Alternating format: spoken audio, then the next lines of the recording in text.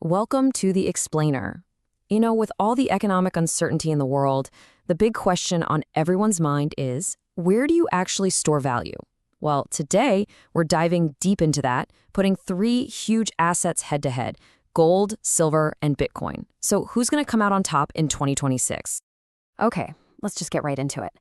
As we're navigating 2026, the global economy feels like a minefield, right? You've got trade wars, you've got inflation, just general instability. And in an environment like this, everyone is searching for a safe place to park their wealth. And that search leads us to our three main contenders. And each one tells a totally different story about where the future is headed. You have gold, that ancient, timeless safe haven. Then there's silver, the engine of modern industry. And of course, Bitcoin, the disruptive digital challenger. So let's kick things off with silver. This is a fascinating one because it's caught in this incredible tug-of-war between two massive forces: the absolutely insatiable appetite of modern industry on one side and the relentless march of innovation on the other. I mean, on one hand, demand for silver is being totally supercharged by these global trends you just can't stop. We're talking about the solar panels now required on all new buildings in the EU this year, the crazy high-performance data centers powering the AI revolution, and of course, the critical parts inside every single electric car. And the real-world impact of all this demand? It's just staggering.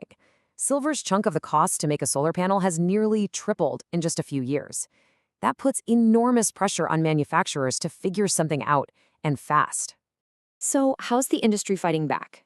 With this really clever technique they call thrifting. When faced with these surging prices, engineers are finding new ways to use less silver. And in some cases, they're even trying to replace it with cheaper metals that are easier to find, like copper. But here's the question, right? Does using less mean you're getting a worse product? Well, not necessarily. And this quote just brilliantly illustrates the solution. Top researchers are pretty confident that with smart engineering, you can maintain performance and reliability even with less silver. It's really a classic case of necessity being the mother of invention. Okay, so while silver's story is all about this dance with industry and innovation, our second contender, gold, is playing a very different game. It's really reasserting its age-old role as the ultimate safe harbor in a storm. Yeah, if silver's story is about industry, gold is all about trust. Back in 2025, we saw its price just surge by 55%. Why? Because central banks, especially in the East, were aggressively buying it up to move their reserves away from the US dollar. It's a huge geopolitical chess move, a flight to an asset that isn't tied to any single country's policies. And if you ask the experts, they think this trend has a lot more room to run. Natasha Kaneva over at JP Morgan thinks this global diversification into gold is far from over. In fact, she expects that demand to keep pushing the price up, maybe even toward that $5,000 an ounce mark by the end of 2026. And finally, that brings us to our most dramatic contender, Bitcoin. Its story for 2026 is really a fundamental debate over its very nature. Is it still this predictable, cyclical asset we've known for years? Or has something fundamentally changed the game? Now, the bull case for Bitcoin is really built on this powerful idea of digital scarcity, and that's often captured by the stock-to-flow model. Look, it's a controversial model, for sure, with plenty of fierce critics, but its core idea is actually pretty simple. It tries to measure scarcity by looking at a resource's refill rate. Basically, the higher that S2F number, the harder it is to make more of it. The calculation itself is pretty straightforward. You just take the total amount of Bitcoin that's already out there, that's the stock, and you divide it by the amount of new Bitcoin being created each year. That's the flow. Simple as that. So here's the crucial point, at least according to the model's logic. When you compare these ratios, Bitcoin's mathematically programmed scarcity already puts it way beyond industrial metals like silver. In fact, it's already getting up there with gold. And after the next halving event, it's literally programmed to become even scarcer. Now, that model paints a very rosy picture, but there's a huge counter-argument you just can't ignore: Bitcoin's historical 4-year cycle.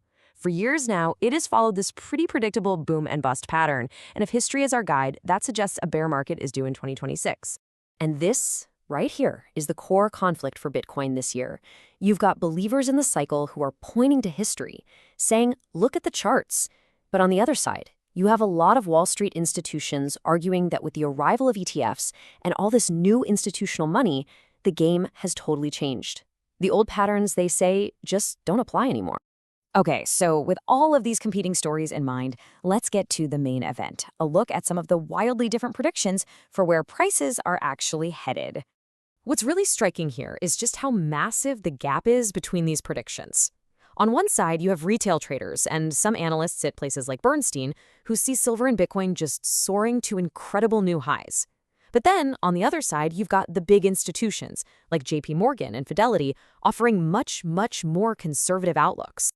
So, what's the big takeaway from all this? Well, the answer here isn't about trying to pick one single winner.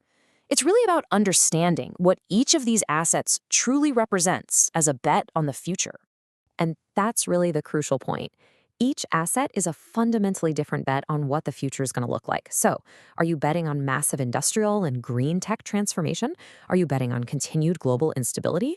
Or are you betting on a whole new digital paradigm where a verifiably scarce asset finally breaks free from all its old patterns? And that leaves us with one last big question that really wraps up this whole debate. Where we go from here really depends on which of these powerful stories ends up winning out. Thanks for joining us for this explainer.